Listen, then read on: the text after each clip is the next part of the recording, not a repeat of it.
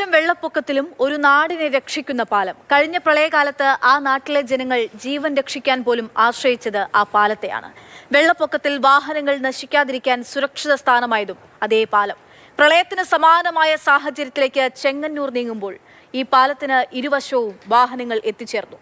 മുൻകരുതലെടുക്കുകയാണ് നാട്ടുകാർ.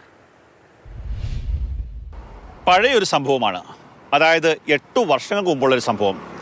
2018 പ്രളയകാലം. അന്ന് ചെങ്ങന്നൂരാകെ വെള്ളത്തിൽ മുങ്ങി. ആ മുങ്ങിയ സമയത്ത് ഇടനാട് എന്ന് പറയുന്ന പ്രദേശവും വെള്ളത്തിനടിയിലായി. ആ ഇടനാട്ടിലെ ജനങ്ങളെ ഏറ്റവും കൂടുതൽ സംരക്ഷിച്ച് നിർത്തിയ ഒരു പ്രദേശത്താണ് ഞാനിപ്പോൾ നിൽക്കുന്നത്, ഇടനാട് പാലത്തിൽ.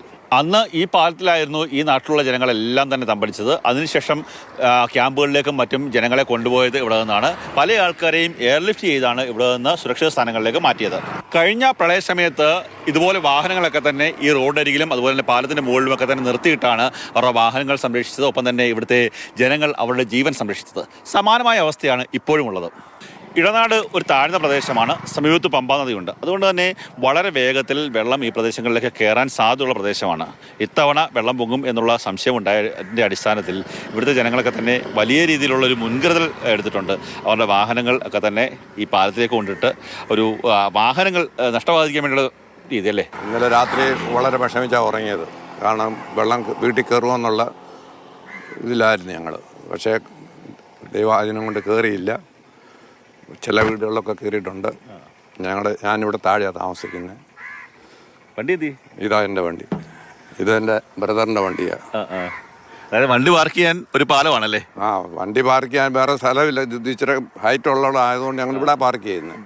ഇത്തവണ പ്രളയം ഉണ്ടാകുമെന്നുള്ളൊരു ആശങ്ക ഉണ്ടായിരുന്നു. പക്ഷേ ആശങ്കയ്ക്ക് ഒരു ആശ്വാസമുണ്ട്. കാര്യം അങ്ങനത്തെ ഒരു രീതിയിലുള്ള വെള്ളം മുകളിലേക്ക് വരുന്നില്ല. പക്ഷേ എങ്കിലും അവരുടെ വാഹനങ്ങൾ ഈ പാലത്തിൻ്റെ മുകളിലേക്ക് അല്ലെങ്കിൽ പാലത്തിൻ്റെ ഇരുവശങ്ങളിലും എത്തിച്ച് വെള്ളം കയറാതെ വാഹനങ്ങളെ സംരക്ഷിക്കുക എന്നുള്ള ലക്ഷ്യത്തോടു കൂടി ഇതൊക്കെ കൊണ്ട് നിർത്തിയിട്ടിരിക്കുകയാണ്.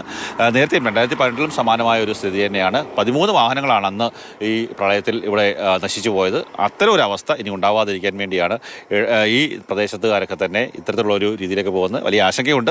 ഇനി വെള്ളം ഉയർന്നു കഴിഞ്ഞാൽ അവരുടെയൊക്കെ വീടുകളിലേക്ക് കയറാൻ സാധ്യതയുള്ള ഒരു പ്രദേശം കൂടിയാണ്. എന്തായാലും ഇതൊരു മാതൃക തന്നെയാണ്. കാര്യം ഒരു പാലം ഒരു നാടിനെ സംരക്ഷിക്കുന്ന ഒരു കഥ കൂടിയാണിത്. ക്യാമറമാൻ ഷാനാസ് പരിദിനൊപ്പം കണ്ണൻ നായർ, മാതൃഭൂമി ന്യൂസ്, കൊല്ലം.